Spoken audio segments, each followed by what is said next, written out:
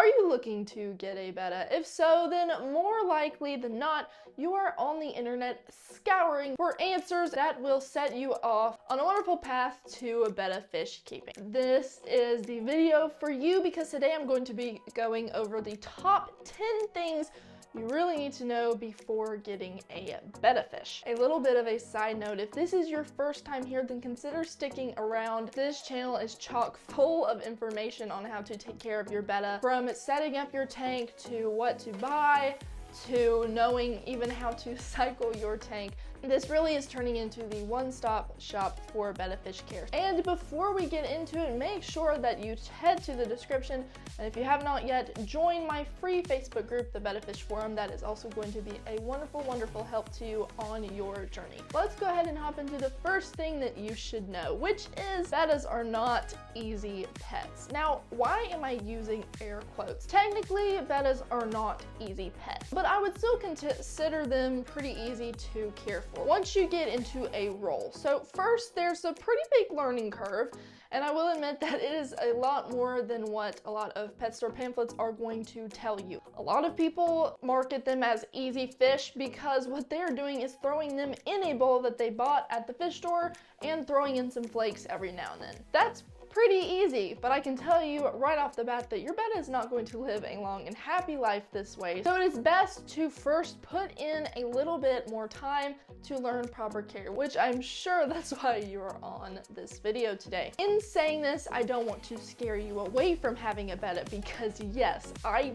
really believe that they are easier to care for than certain other pets like dogs and cats, but they're not as easy as they are often marketed. So keep that in mind. You will have to do a little bit of extra research than just, oh hey, I'm gonna buy a vase and throw a fish in there. Your fish might live a little bit, maybe, but he will not live long. And I know that as a Betta parent, you're gonna want your fish to thrive. Number 2, tank size matters. Your Betta really does need at least 5 gallons. I know that sometimes they can do all right in smaller tanks like 3 and 4 gallons, but ideally, they do the best in 5 gallons. Now you can go up. You can go up to a 10 or 15 gallon, the more the better. I mean, your Betta is going to love to have extra space, but if you want to keep it to a minimum, maybe you don't have a lot of room on your desk like I do, this is a 7 gallon and the one behind me is a 5 gallon. So very easy to manage, not super big, and you can always find a space for a 5 gallon tank, even if it's just on a kitchen counter. Number 3, water quality is crucial. You cannot just fill your tank, set it up, and then expect to never have to do anything with the water again. First of all, it can evaporate, so you're going to have to top it off. You're also really going to need to monitor the quality of your water and do partial water changes once a week or once every other week.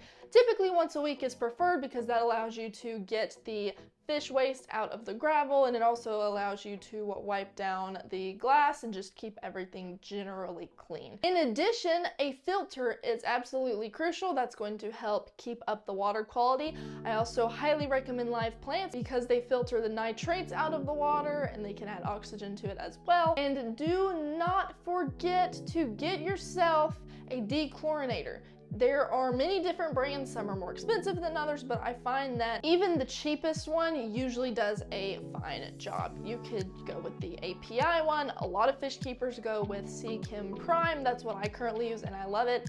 But for a while I used the API, and then there was another PetSmart brand I used and it seemed to be fine. You just need something that's going to remove the chlorine from your water because that will kill your fish.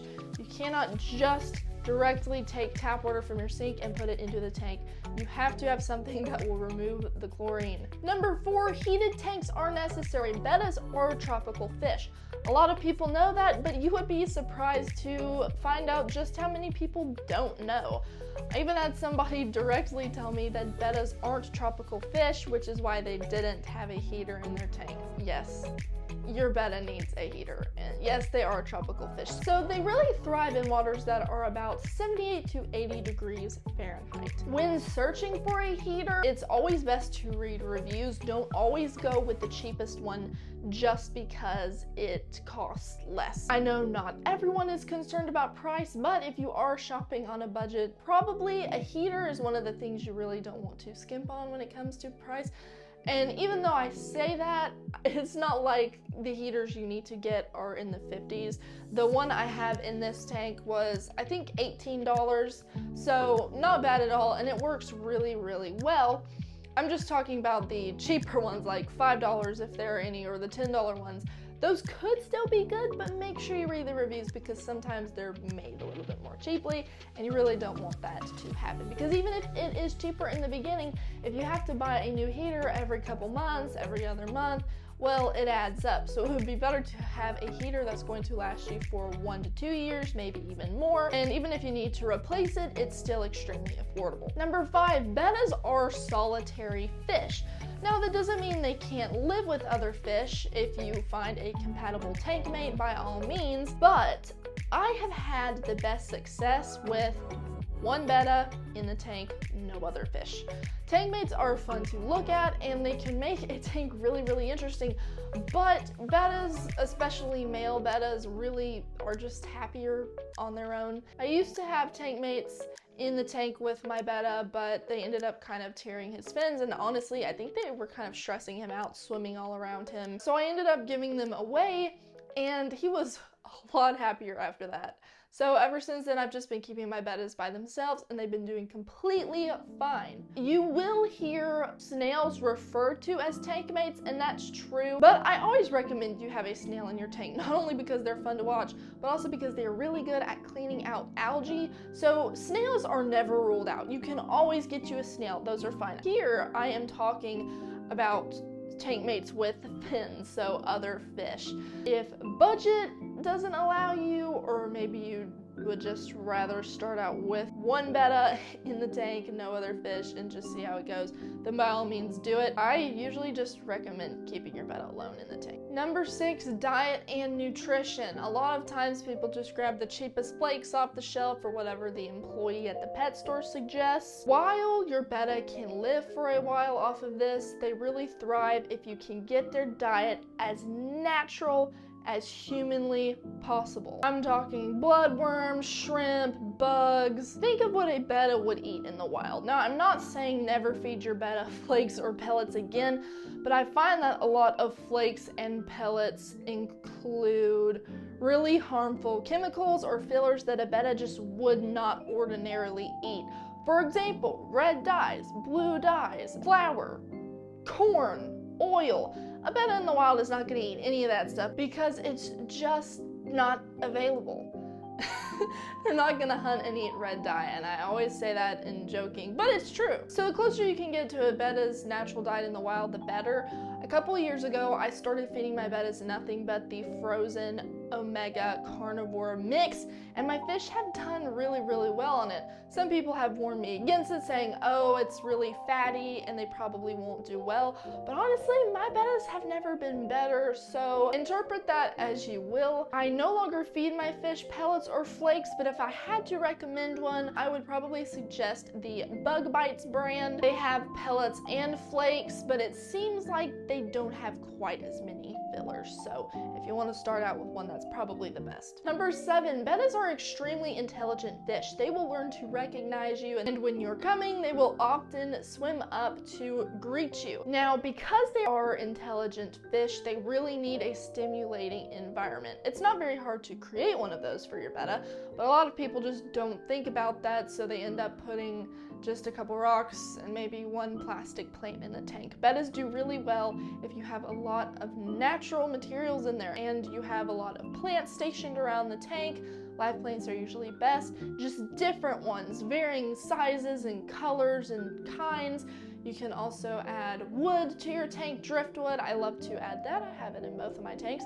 But all of that just creates so much variation in it. It can really stimulate your betta and keep him from being bored.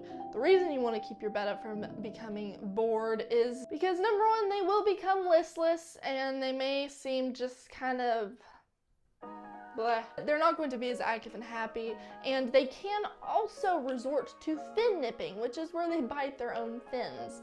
It has happened to me before, and you definitely don't want your betta biting their fins because number one, it just doesn't look as pretty even though they can grow back. But it can also open them up to infection, which is just something you don't want. And point number 7 actually kind of bled into point number 8, which is tank setup and enrichment. Well-decorated tanks obviously are better than really sparse ones. If for some reason you are really against live plants, you can get plants that are advertised as silk. So if you look up silk aquarium plants, they're going to be made out of a fabric that is softer, it's easier on Betta's fins, and it's less prone to ripping them than the super sharp pointed ones that you would find in most pet stores. Number 9, lifespan and commitment. A lot of Bettas can live up to 3 to 5 years, some even older. On average, mine have lived 2 to 3. It really depends on your Betta, depends on the quality of their living space, it depends on the quality of their water, the quality of their food. There are a lot of different factors that can affect how long your Betta lives. So I can't tell you exactly how long it's gonna live, but I know that a Betta is a long-term commitment. They're not just going to die, hopefully not within a week or a month of you getting it. They're gonna live a lot longer than that. So make sure, number 1, you pick one that you're going to love for a long time, and make sure that you're going into this knowing that. Some people just have extremely busy lives, and even though fish are relatively low maintenance, they may not even have time for that. So if you are one of those people, you may want to stick to something like plants instead of fish, where you can just water them every now and then they'll be fine, as long as you put them near a window to get some light. Plants are even easier than fish, so if you're definitely not going to have time to clean your tank at least once a week, to make sure you feed your fish, to check in on him a couple times a day, then you may not want to be a Betta keeper. Just a little bit of a side note. And lastly, number 10, avoid common myths. There's a lot of misinformation circling around on the internet, such as Bettas live in puddles. That's why they do fine in bowls and vases. That's untrue. They do not live in puddles. Without getting into too much detail, Betta fish in the wild, especially in areas like Thailand, will live in shallow bodies of water, but they're flooded and they go for miles. The only time a Betta might be reduced to living in a puddle-sized body of water is during the dry seasons. If you want to learn more about this, I highly recommend checking out this incredible Betta fish documentary. No one else has ever made one like this. It came out a year or 2 ago, and I was absolutely stunned. I loved it, and I think you would really enjoy watching it, so you can check that out there. How do you know if something is a myth or not? Generally, it is best to ask an experienced fish keeper, which is why I suggest that you get into the Betta Fish Forum, because there you can ask lots and lots and lots of questions. So again, if you're not a part of it, you can head to the description and find a link to it. It's nice to connect with and know other people who have a little bit more experience Betta keeping than you, because you can usually shoot them a little message, hey, is this true? Generally, you can find out pretty quickly if something is true or not, but if you're having a difficult time, then asking fellow fish keepers is the best way to do so. So there you have it, 10 of the things that you really need to know before getting into Betta keeping. I hope that this was helpful for you, and I wish you the absolute best on your journey.